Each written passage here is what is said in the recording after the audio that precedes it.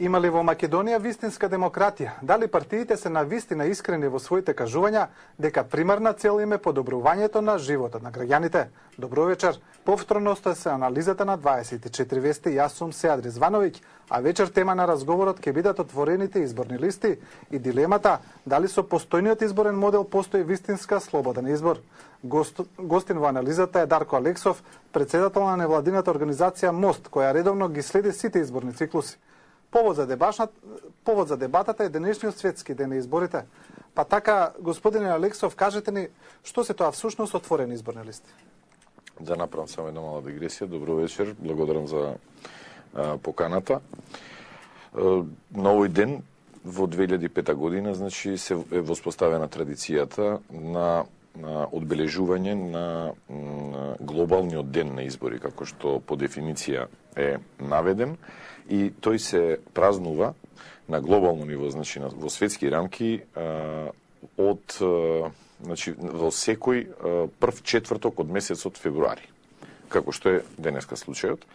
Инаку во 2006 година Обединетите нации токму го воспостави ова со одлука на Генералното собрание, пошто се празнува, да кажеме, ширум светот и, меѓу другото, иницијативата за овој ден е многу битно да знаеме дека е дојдена од Асоциацијата на изборни административци од Европа, која што е една масивна организација со оглед на фактот дека само кај нас, да кажеме, изборната администрација за еден изборен циклус е околу 15.000 членови плюс нивни заменици.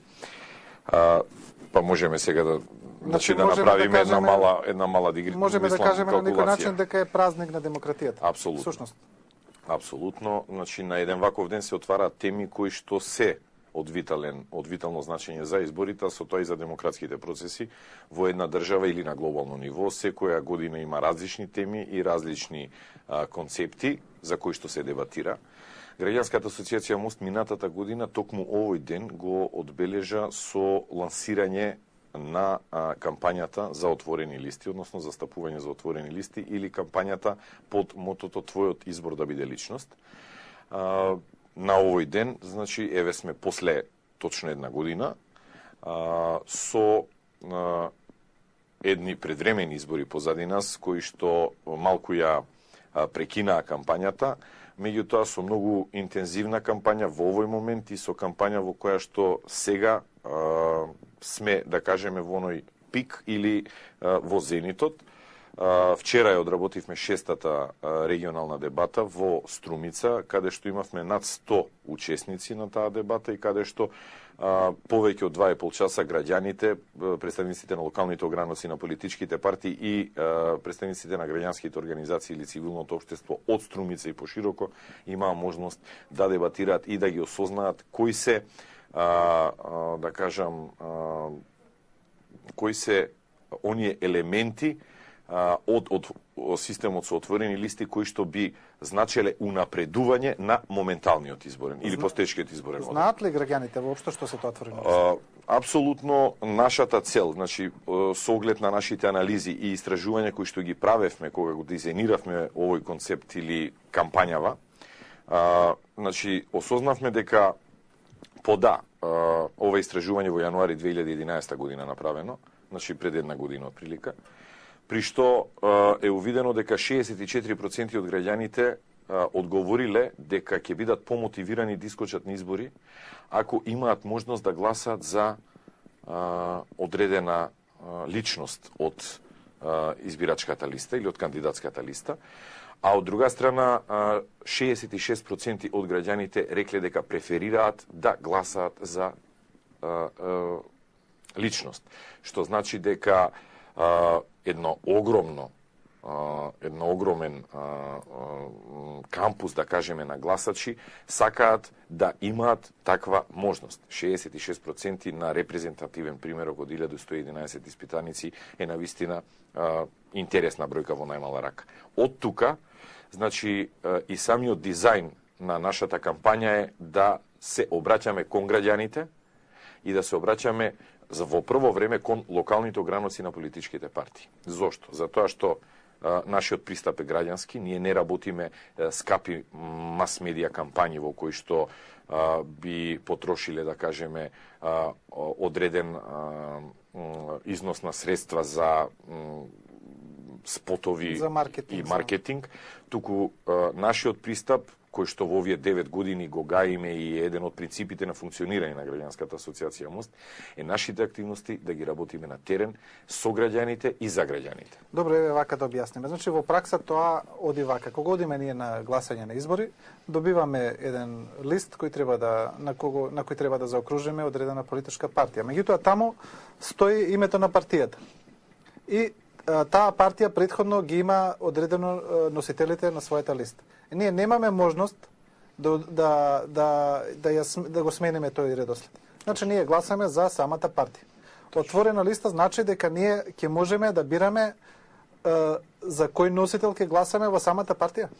Сега вака, значи многу едноставен концептот. Значи повторно ќе кажам, во моментот во Република Македонија изборите се спроведуваат, значи избориме за парламентарните избори на територијата на Република Македонија, не тие за надвор од Македонија, се спроведуваат по пропорционален модел со затворени листи.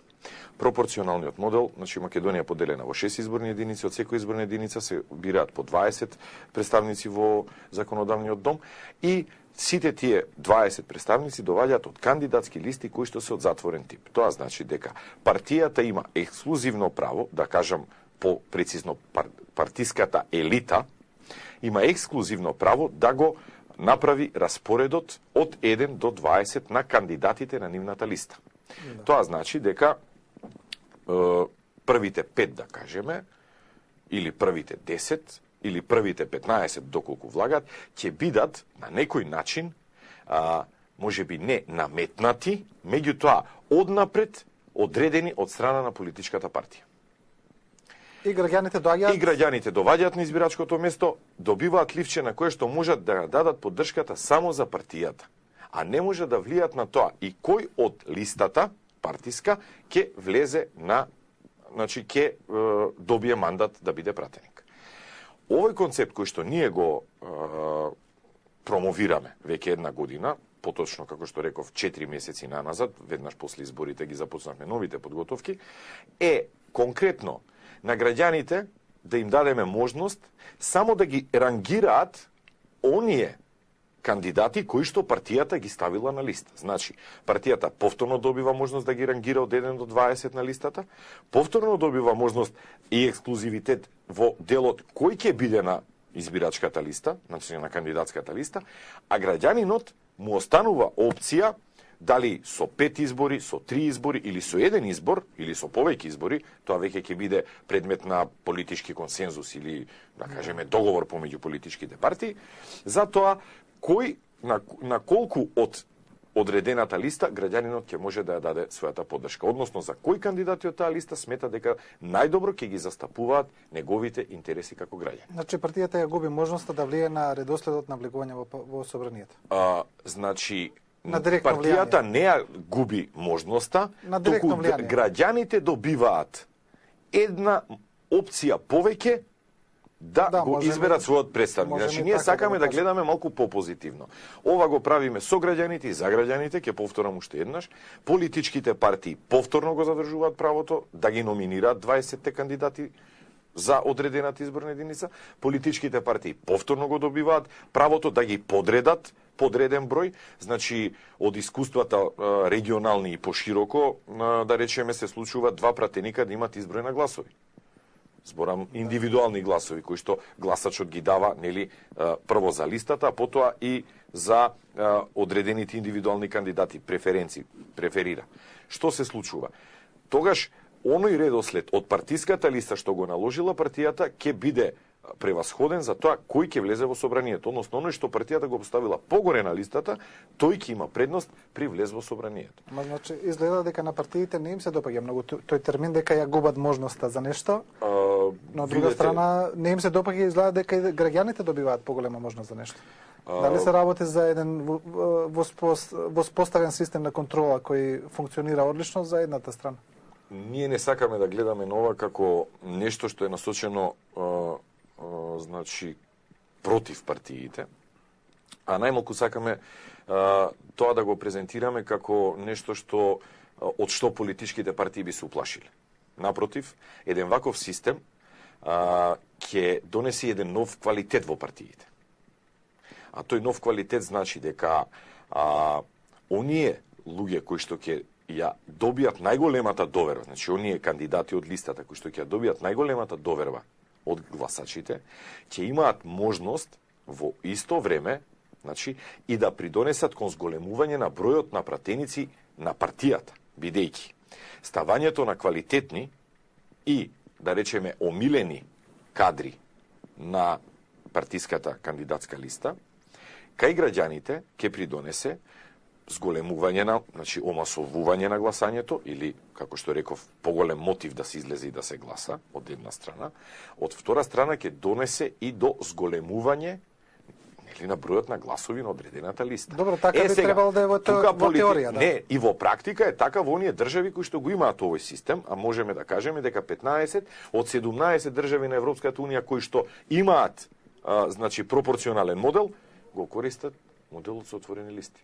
Или 57%, 56% од вкупниот број на држави во Европската унија го користат моделот со отворени листи, 7% користат модел со затворени листи и 36% користат модел со значи друг изборен модел, значи мнозински или отворени скрос и така натаму. Добре, ја начнавте довербата, има скоро извршено интересно истражување на Институтот за демократија, значи тоа е она годишно истражување за довербата на граѓаните во собранието. Па така во последните податоци се вели дека граѓаните мислат дека пратениците во собранието не ги представуваат нивните интереси, а самото собрание нема речиси никаква улога во спроведувањето на државната политика. 90% од луѓето бараат пратениците да бидат поактивни на собраниските седници, а 80% мислат дека комисиите треба да играат поголема улога врз донесувањето на законите. Сега, се вели дека освен ефикасноста на пратениците, граѓаните најмногу замируваат во подредената улога на собранието во однос на владата, или со други зборови, улогата на собранието на пасивен спроведувач на владините политики. Ние веќе имаме едно експертско мислење за оваа тема. Значи, во претходна анализа гостуваше професорката Тања Каракамишева со колешката Душица Мрѓа. Тие ја начна оваа тема, таа има интересно мислење, јас предлагам да го погледнеме, па ќе продолжиме со разговор.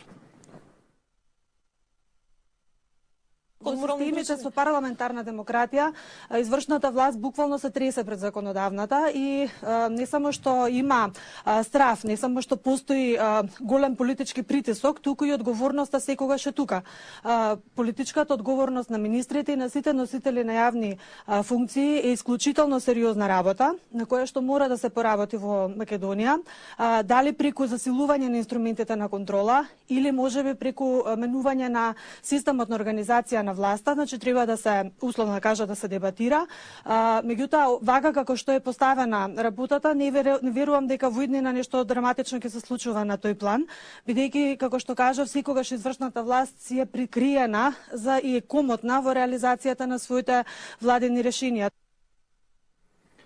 Тука се зборува за односот извршна и законодавна власт, меѓутоа има една интересна поента на професорката Каракамишева, таа вели треба да се смени системот на власта. Значи, тука влегува и начинот на избирање на власта, она тоа го мисли, на изборниот систем. Мислите ли дека отворените листи би придонеле еве во крајна насока на зголемување на довербата на граѓани? Значи, токму тоа и граѓаните го кажуваат во сите оние анализи, односно истражување на јавното мислење кои што ги имаме. Јас ќе поделам со вас, со оглед на тоа дека веќе разговараме за истражување на јавно мислење, ќе споделам со вас наназад. Збориме сега за тоа како граѓаните го доживуваат овој модел и што тие мислат за истиот. И можам да кажам дека е во најмала рака, значи, многу индикативно тоа што граѓаните го кажуваат значи на оваа тема. Имено истражувањето кое што беше дел од омнибусот на Меѓународниот републикански институт и кое што во Република Македонија се работеше точно 10 години, во последните 2 години од истражувањето, омнибус, дека на секои 4 месеци се правеше истражување на јавно мислење и има трак рекорд за тоа колку во тие 10 години на одредени прашања од социјалниот и политичкиот живот на Република Македонија како граѓаните ги перципирале тие појави и како се изјаснувале. Зборам за многу методолошка операција на теренско истражување во кое што граѓаните за одредени работи се прашувани исти прашања, комплетно, тотално истите прашања се поставувани. Во последните 2 години, во тој омнибус ние успеавме заедно со Меѓународниот републикански институт да се договориме да стават и прашања поврзани со со промената на или унапредувањето на изборниот систем како што тоа го промовираме. И морам да кажам дека граѓаните во целиот тој контекст на прво место ја ставаат одговорноста, транспарентноста и отчетноста. Да речеме, зошто не сте задоволни со моменталниот изборен систем, иако не сте.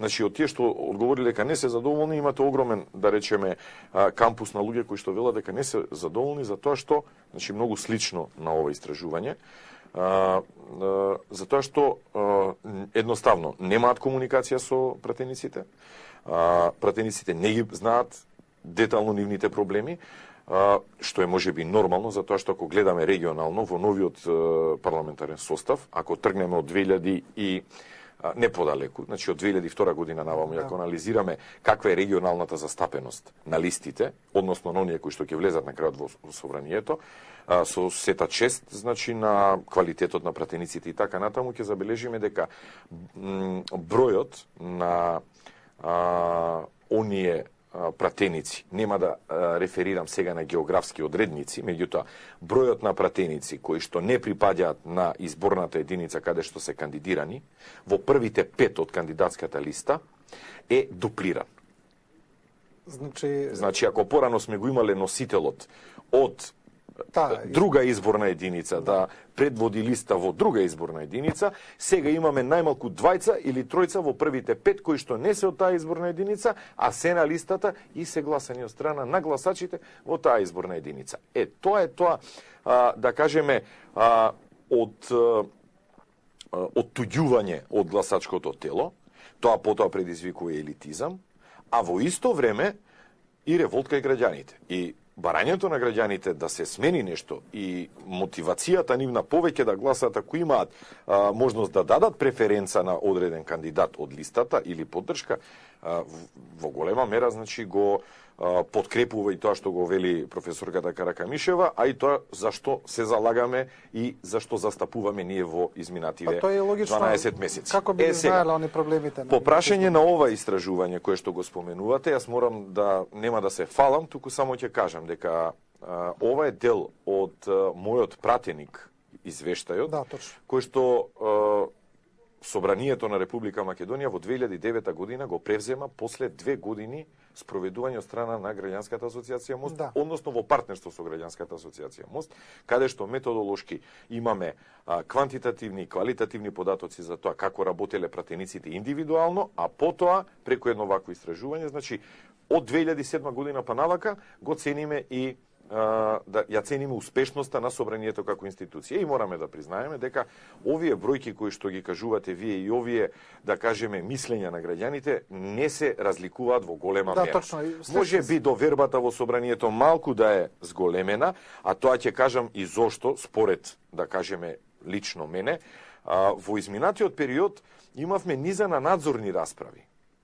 Што значи надзорната расправа? Тоа е деловнички уредено во работата на собранието, каде што надзорна расправа свикува матично тело или одредена комисија и го повикува министерството, односно министерот, да даде отчет за одредена состојба со имплементација на закон, афера и така натаму и така натаму. Многу нормално за сите демократи значи во Западна Европа. Добро, но тоа зголемување на довербата е многу минимално. Јас ги гледам бројките. Не се, меѓутоа, еве, ако веќе разговараме за позитивни трендови и за представничка демократија, ако веќе така сакаме да гледаме на работите, во тој случај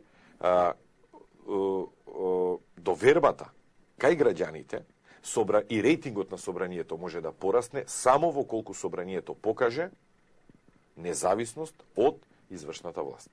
А таа независност не се добива само со деловникот и не се добива со законот за собрание и не се добива со независен буџет. Значи, таа независност се добива само доколку пратениците внатре од собранието ја постават како принцип на функционирање. Ме разбирате? Фрапантна е бројката дека само 10% од граѓаните мислат дека собранието е независно од извршната власт. Значи тоа е, може да се каже, речиси никој не верува во тоа. Апсолутно. Како е тоа можно? Апсолутно. Па токму поради тоа што и самите граѓани знаат како ги бираат пратениците.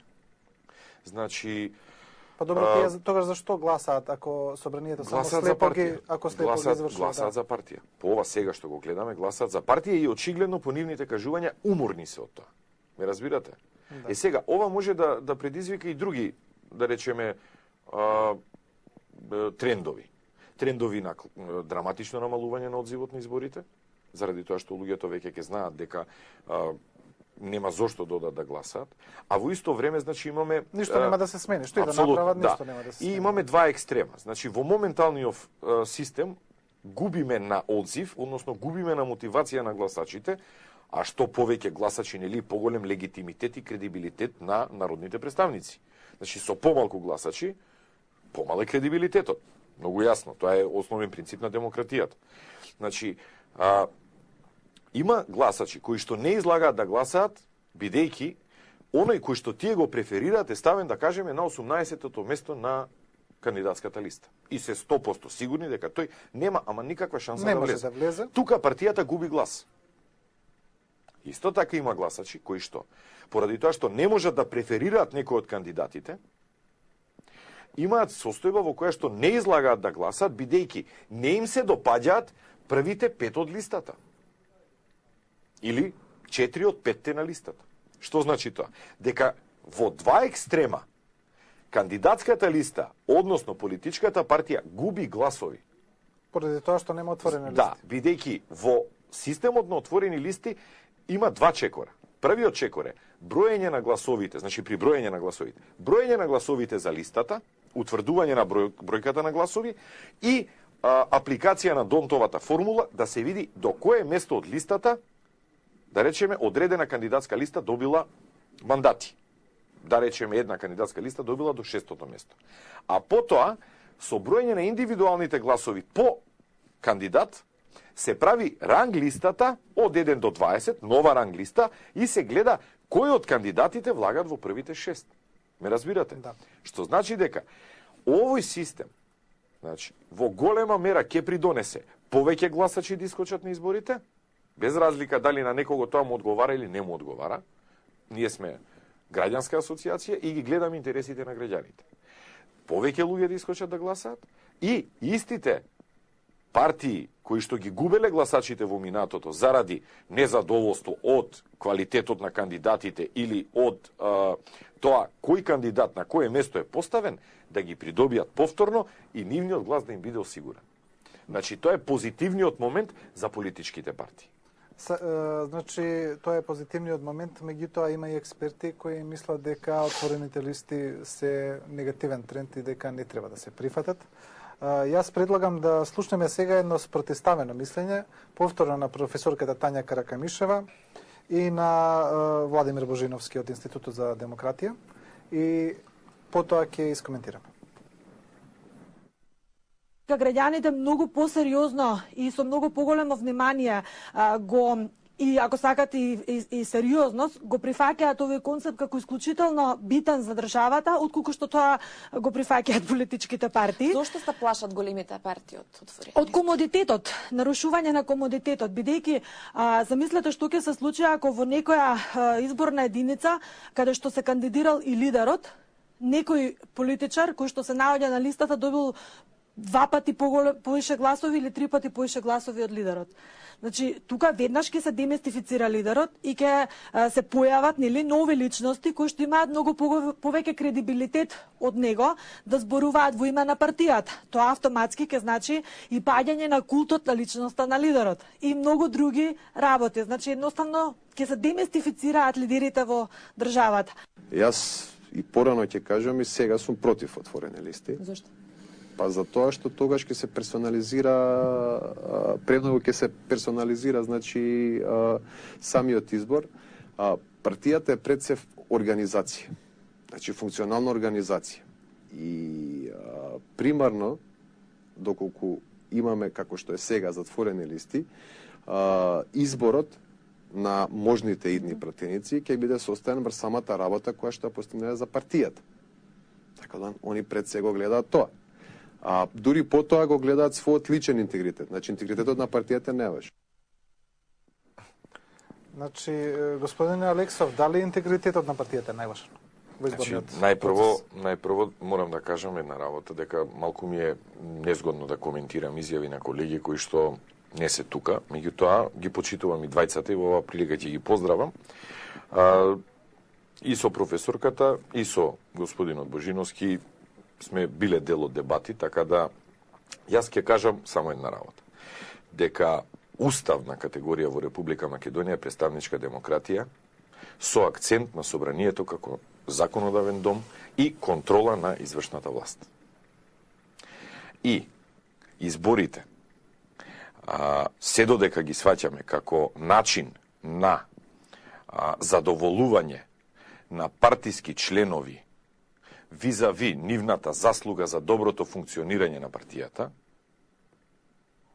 и се додека на тој начин се номинираат кандидатите на листите и адекватно на тоа добиваат позиции или не добиваат, многу тешко ќе можеме да воспоставиме систем во кој што транспарентноста, отчетноста и одговорноста ќе бидат трите столба на функционирањето на истиот, што е всушност и мала дефиниција за или куса дефиниција за демократија. Да, ние де факто имаме демократија, тоа не е спорно, меѓутоа каква демократија имаме? Значи во овој момент точно е, значи и експертот како сопствено мислење го истакнува тоа дека интересот на партијата е тоа што ги движи партиите напред. Меѓутоа, со текот на времето гледаме и можеби малку и позитивни промени од страна на партиите. И партиите се обидуваат да на последниви избори, например, видовме дека некои политички партии се обидува да допрат до група на гласачи која што во минатото никогаш не ја комуницирале. Може тоа го констатира и во извештајот од мониторингот на избори. За кого зборувате? Например, збориме дека опозиционата коалиција на овие избори одеше и со пораки до албанското гласачко тело. Што до сега не беше случај на во ниеден изборен циклус.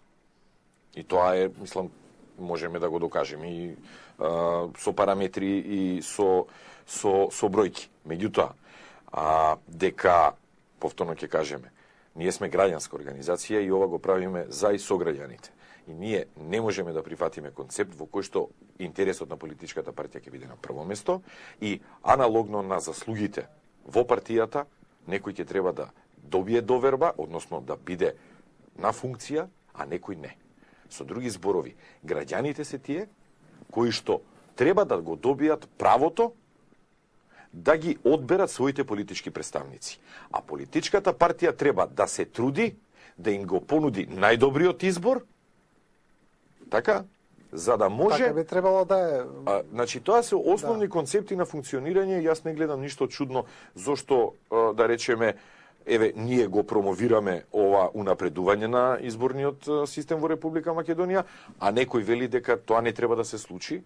Значи, граѓаните ќе видат дали аргументот на транспарентност, отчетност и одговорност и пред се представничка улога на пратеникот е нешто што им одговара повеќе, или пак интерес на некоја партија е нешто што на граѓанинот му одговара Добро, повеќе. кај нас тоа се основни концепти на демократијата, Да. меѓутоа основниот концепт на демократијата, на контролата на извршната власт од страна на собранието кај нас не функционира. Апсолутно, ја спомнав дека имавме Тоа мислам низа дека е на голем надзорни проблем. расправи. Системски Апсолутно, проблем. Апсолутно, тоа е системски проблем, меѓутоа тој проблем не се појавува само во делот на како се вика, на контрола на извршната власт. Тој проблем се јавува и во делот на креирањето на политиките. Значи, покрај контролната улога на собранието, имаме и законодавна улога на собранието. Тоа значи дека собранието е оној филтер кога ќе дојде некој закон во собранието, треба да се види, значи, каков е квалитетот на тој закон, да се интервенира таму каде што, да речеме, има политика, да се интервенира таму каде што има и практика, и тој да се подобри квалитетот на законот и законот да биде изгласен. Тоа што можеме да го видиме во собранието е дека без разлика за кој парламентарен состав станува збор, значи, сега нема да играме со власт и опозиција, само ќе кажеме власт и опозиција, ама многу години наназад, Да, треба да и бидеме многу искрени мандати во тој наназад, поглед, да, апсолутно, да. многу мандати наназад, значи Ова не е тоа нешто не е што е тренд, ново, апсолутно, од ова не сега, го да. измисли моменталниот естаблишмент, Да. ова е традиција на функционирање на законодавниот дом, ако можеме така да го наречеме во оваа фаза, меѓутоа тоа е законодавен дом и секогаш мост ќе го третира како таков. Тоа што сакам да го кажам е многу битно, а тоа е дека се случуваше и во минатото, се случува и сега, по нашите анализи. Имаме закон кој што се изменува и дополнува во собранието и опозицијата има низа на амандмани за кои што, да речеме, еве, најекспертски говорено, се издржани и треба да бидат прифатени од страна на владеачката гарнитура, или на мнозинството. На мнозинството. На прва тие ќе бидат одбиени, за да после 2-3 месеци истите тие амандмани бидат поднесени од страна на Министерството, на предлагачот на владата, или на одредени пратеници од мнозинството и да бидат прифатени. Бидејќи се согледани, дека се добри во основа. Не, бидејќи се видело дека во процесот на имплементација на закон одредени работи не чинеле.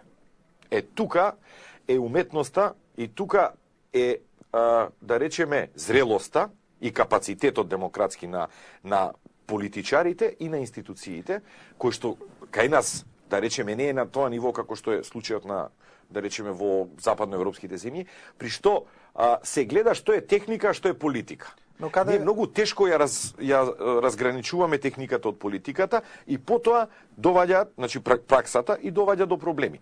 Ова, повторно ќе кажам, значи, ќе ми дозволите дека не е случај само во оваа гарнитура, туку е случај за неколку собраниски состави наназад.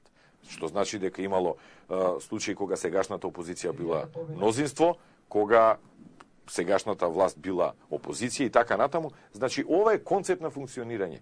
И начинот на кој што се доваѓа до место на кандидатската листа не почна од сега. Значи, зборам за тоа што треба да направи еден политичар за да влезе на кандидатската листа, на кое место да биде на кандидатската листа. Не е измислено во последните 5-6 години. Апсолутно не. Значи, ова е тренд и концепт кој што функционирал во Република Македонија од воспоставувањето на овој изборен модел, а тоа е изборите во 2002 година. Добро, вие контактирате често со политичките партии, со актуелните пратеници. Има ли кај нив значи, храброст или расположение да се смени овој начин на функционирање? Еве, например, NDI во минатиот парламентарен состав направи анонимно истражување кај пратениците, Да. значи анонимно одговара на прашањата и има интерес, ќе ги споделам со вас, има интересни прашања, а тоа е, да речеме, интересен е моментот во кој што пратениците велат вака. Прво е репрезентативно, затоа што власта е застапена со 70%, опозицијата со 35%, 70 пратеници, опозицијата со 35% и други има еден. Да. Значи, тука е и демографската, и географска, и етничката припадност е во ред. Значи, тоа е добро. И се вели вака. Значи, 106 пратеници одговориле на прашањата од 120, Значи сепак имаме 14 пратеници Да. кои што не одговориле на прашањата. А кои се прашањата? Прашањето е дали се согласувате, значи моменталниот изборен модел да биде променет од затворени во отворени листи. Тоа е едно прашање. Добро. Едно од прашањата. При што 36,8% од пратениците велат дека целосно се согласуваат и 17,9% од пратениците велат дека делумно се согласуваат. Од оние што одговориле. Тоа не носи на бројка од над 50% од вкупниот број на пратеници што одговориле на прашалникот. Дека се согласуваат. А имаат ли големите партии официјален став за ова? Мислам дека го немаме слушнато. Значи, и ние го немаме слушнато. Морам да кажам за тоа што се уште не сме го побарале официјално од нив. Наша задача во овој момент е да одговориме на барањата на граѓаните, а тоа е да ги информираме граѓаните дека постои и друг изборен систем, дека моменталниот изборен систем може да се унапреди и дека имаме точно и конкретно, значи конструктивно решение како да го надградиме и да го напредиме моменталниот изборен систем. И тоа го правиме со граѓаните на терен и се надеваме дека ќе продолжиме, значи во нашите напори. Партнери ни се Институтот за парламентарна демократија и Националниот демократски институт, значи не е само мост во ова работа и морам да признам дека на дебатите кои што ги имаме со граѓаните, па дури и со представниците на локалните ограноци на политичките партии, без разлика, значи дали се од власта или од опозицијата, лично, значи сите тие локални политичари, лично, ако се прашаат како граѓани, го поддржуваат овој концепт и сакаат да биде воспоставен. Добро, останува да видиме дали граѓаните ќе прифатат дел од тие сугестии и дали ќе го сменат начинот на размислување во иднина. Значи, наша цел и наша задача е да го кренеме нивото на познавање на граѓаните за моменталната проблематика, а со тоа да речеме и демократската култура во Република Македонија. Знаеме дека ова нема да се случи преку ноќ, меѓутоа сме убедени дека единствен начин да дојдеме до промена, односно да го напредиме изборниот систем, е да разговараме и со граѓаните и со политичарите и да го најдеме најсоодветното решение на крај. Господин Алексов, ви благодарам за гостувањето во 24. Беше задоволство. Тоа беше се во вечерашната анализа. Се надевам дека успеавме да начнеме една тема која на вистински начин го актуализира прашањето дали во Македонија постои вистинска демократија и слободен избор. Останете на овој канал, следуваат вестите.